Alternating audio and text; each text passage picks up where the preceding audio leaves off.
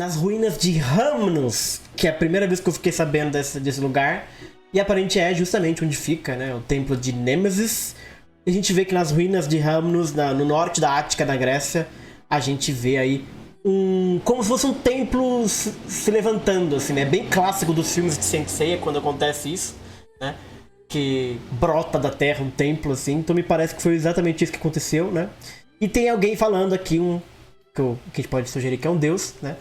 Comentando aqui que os humanos são touros e que, né, toda hora eles ficam se levantando, levantam os punhos contra os deuses, se esquecendo do lugar deles, né? Só que agora eles feriram os deuses com suas próprias mãos. Então a insolência chegou no seu limite. Então a gente tá de novo nessa seara, né? Dessa punição dos deuses contra esse crime gravíssimo. Você pode ter guerra santa, você pode lutar, pode não sei o que lá, mas no final delas tem que selar o outro deus e esperar a próxima guerra. Matar os amiguinhos, aparentemente, é a primeira vez. E aí os deuses simplesmente estão perdendo as estribeiras com essa ideia, né? Então a gente vê aqui uma pessoa falando com o seu templo se erguendo, e é uma figura feminina com asas nas costas, Nicole, né, um cabelão, tal, um vestidão, tal, dizendo que agora os humanos vão sofrer a punição divina. E tem vários meteoros caindo no céu, né? E a gente tem um corte aqui, né, com vários lugares da Terra sendo atingidos por meteoritos, né, causando tsunamis, aquela coisa bem básica de começo de filme de Saint Seiya, né? A humanidade sofrendo. Então a gente vê aqui Xangai, a gente vê a costa oeste dos Estados Unidos sendo queimada, né? Grandes cidades, etc. Aquela coisa mesmo da punição divina atingindo o planeta Terra, né? Vamos voltar um pouquinho. Já sabemos que, né, temos um templo de Nêmesis. Sim. Nêmesis é a deusa da vingança. Da vingança? Não sabia. Da vingança. Sabe que eu não conhecia? A primeira vez que eu escutei Nemesis foi aqui. Deus Nossa, Nemesis. tem até... Talvez esteja falando alguma bobagem, mas tem... Acho que algum Resident Evil Nemesis. Sim. O Nemesis, assim, né? eu já ouvi. Mas como deus grego, eu não sabia que tinha um deus grego chamado Nemesis. É uma deusa, né? Eu lembro que ela aparece. Eu lembro que naquele animaçãozinha do Hércules da Disney, a série de TV mesmo? tinha.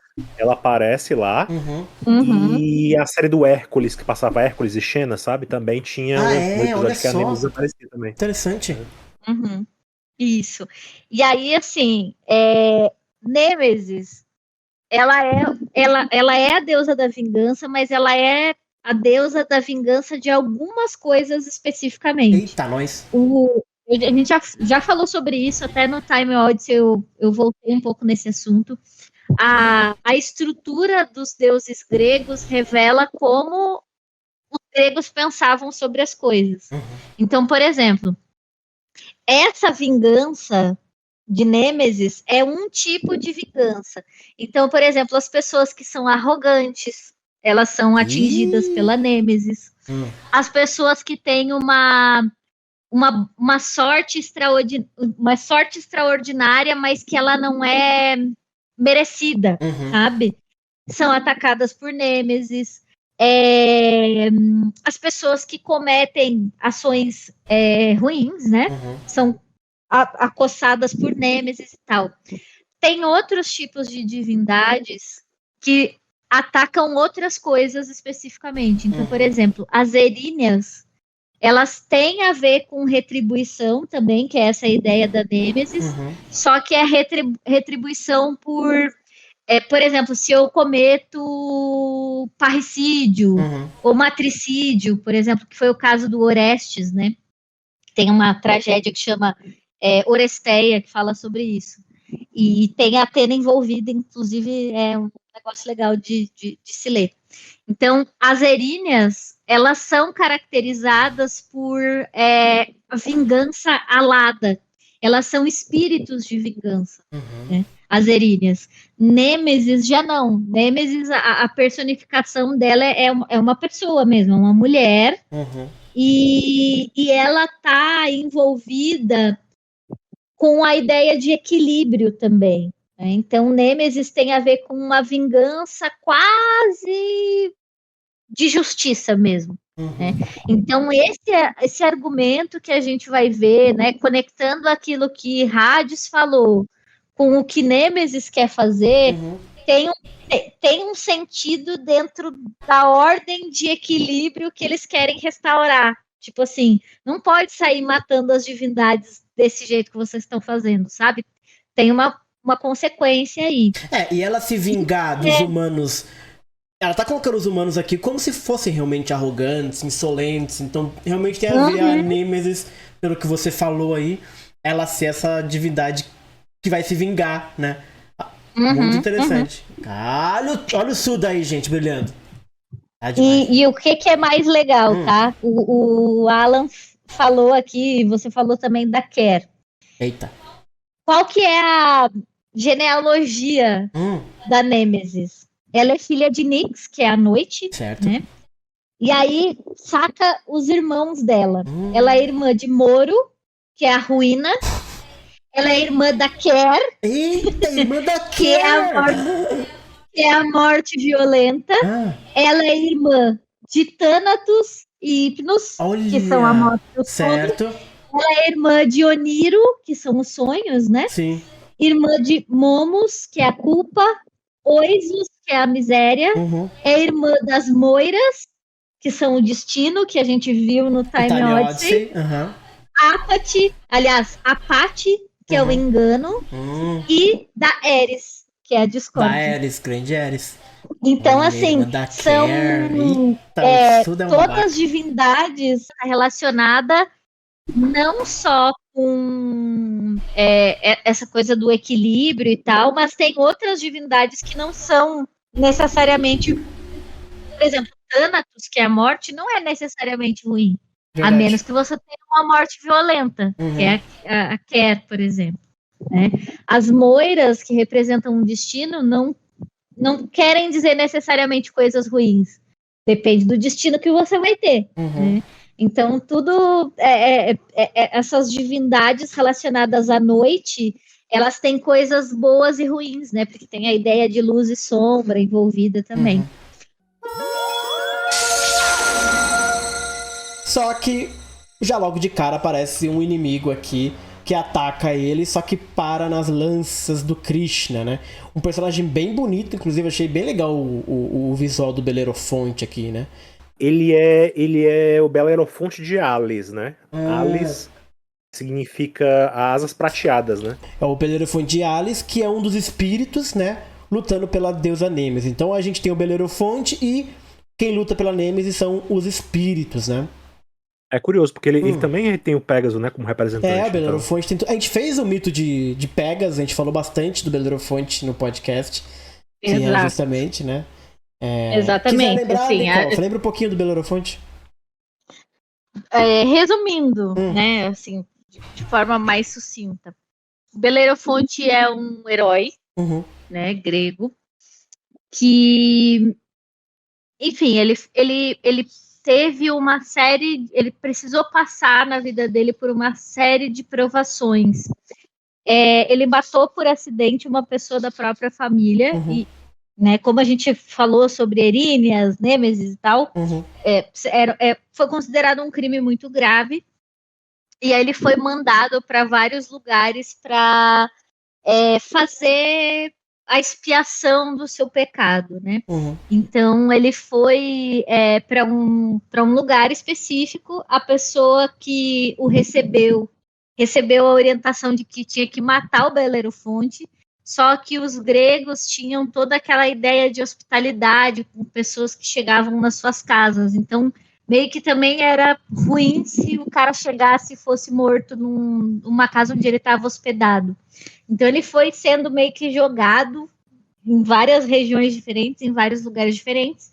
E num desses lugares em que ele chegou, o dono da casa tinha uma esposa que gostou do Belerofonte e o Belerofonte não deu moral para ela. A mulher inventou que ela tinha sido atacada por ele, e aí foi mais um, entre aspas, né, crime nas costas do Belerofonte. Então ele recebeu uma série de trabalhos, assim como os 12 trabalhos do Hércules, né? O Hércules também fez aqueles trabalhos para espiar pecados específicos que ele cometeu. E o Belerofonte a mesma coisa. E uma das coisas que ele tinha que fazer era, né, derrotar a Quimera, por exemplo. Né? Então, para fazer isso, ele precisava de altura, né? A arma dele era um arco e flecha, e aí ele precisava de uma certa distância para combater a Quimera, e a Atena ajudou ele, ajudando o Belerofonte a domar o Pégaso, para que ele pudesse, né, ter essa altura, essa distância necessária para combater ali Quimera e outros, né, seres mitológicos que ele acabou combatendo. Então a ligação do Belerofonte com o Pégaso é essa. O Belerofonte foi o cara que domou o Pégaso através dessa ajuda, né, da instrução que ele recebeu de Atena. E isso é muito curioso, né? A gente está vendo um personagem com o nome de Belerofonte, que está atuando em prol de Nêmesis, mas que tem uma conexão específica com Atena. É verdade. E a armadura dele é muito curiosa, né? Como parece a armadura do Seiya. Sim, porque faz sentido, né? O Belerofonte, ele domou o Pégaso e ele teve assim essa trajetória de expiação do pecado. Ele conseguiu, né, cumprir todos os desafios que foram colocados para ele. Então ele foi um herói muito famoso entre os gregos, né? Ele foi muito admirado, muito louvado, mas ele cometeu um último pecado na sua vida, que foi querer transcender o limite do humano. Então ele pegou o Pégaso e montou no Pégaso, e ele queria ascender ao Olimpo. Só que aí Zeus falou assim: não, meu amigo, não é assim, seu ser humano, e vai entrar aqui no rolê? Não vai.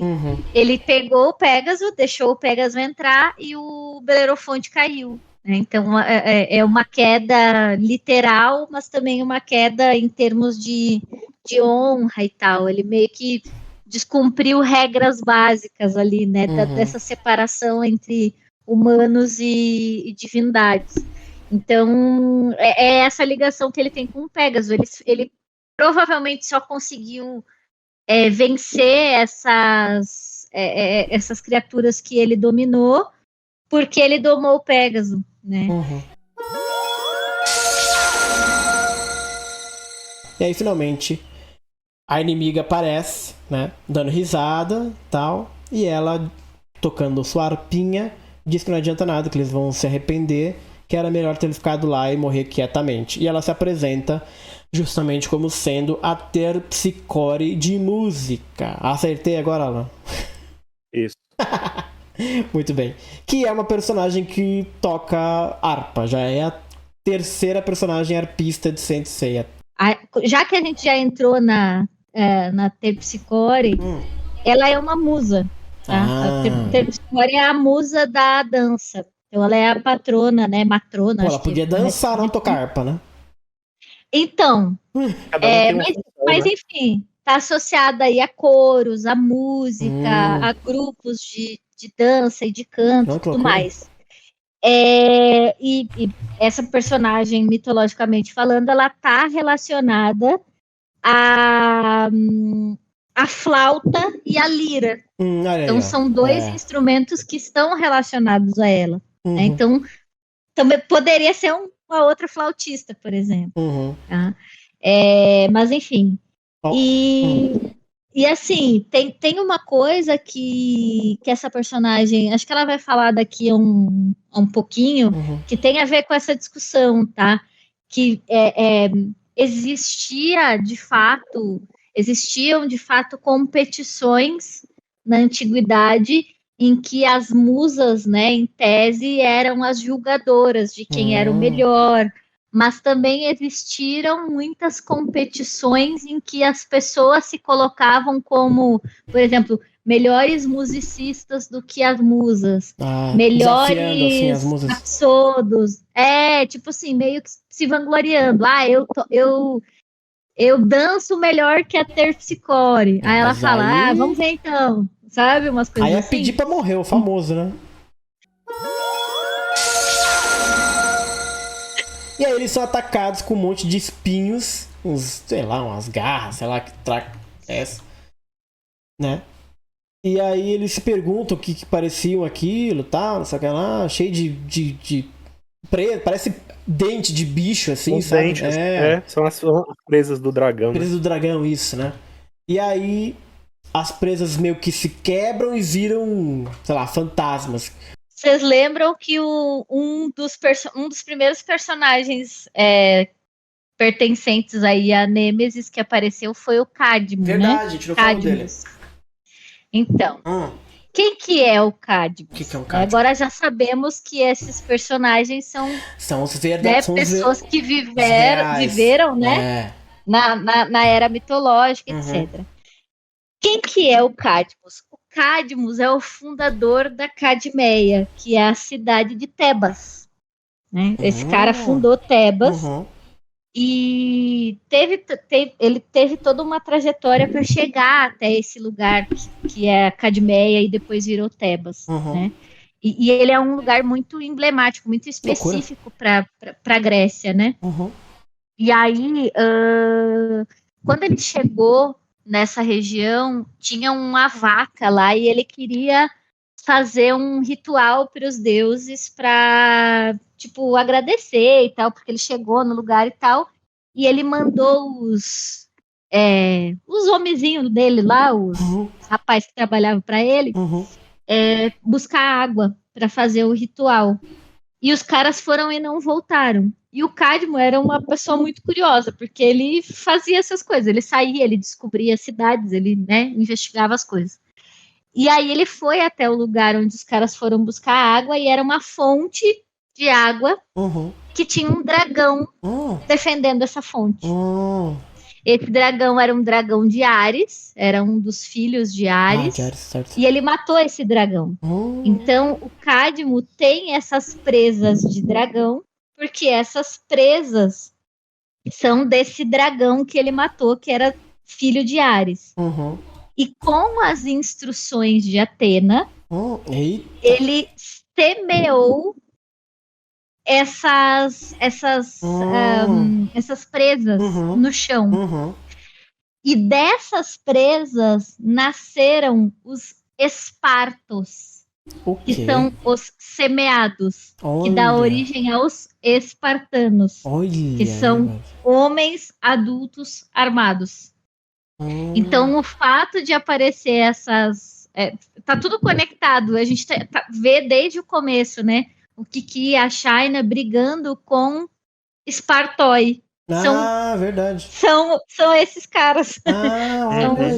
São os espartos. Eles foram semeados dessas presas do dragão que o Cadmus matou. E a história do Cadmus continua, ela é muito fabulosa, assim, porque ele é essa figura emblemática que fez esse negócio, e aí também, né, uma ligação com Atena, de novo. Ele se casou com a Harmonia, que é a deusa da harmonia. Personagem que aparece em Saint Show, né? Que aparece em Saint Show, verdade. E ele teve 5 filhos. Um filho, né, homem, e 4 filhas mulheres. E todos eles tiveram fins trágicos. Tem várias tragédias gregas relacionadas a cada um deles. Mas tem uma das filhas dele, que é a Semele, que é a mãe do Dioniso. Olha aí. Olha que legal. Então, assim, eu achei muito legal, porque o Cadmus foi o que eu achei, assim, que ficou mais redondinho, porque aparece os Espartói, mas não explica exatamente, mas é uma coisa que a gente já conhece em Centeia, porque aparece em Jamiel, e a gente não sabe... quer dizer, fica ali como, né, os mortos e tudo mais, mas não tem essa associação... assim, tão clara, né? E aí agora a gente vê, as presas aparecendo ali, e aí surgem, né, esses soldadinhos, né? Esses esqueletinhos, assim, achei muito legal isso.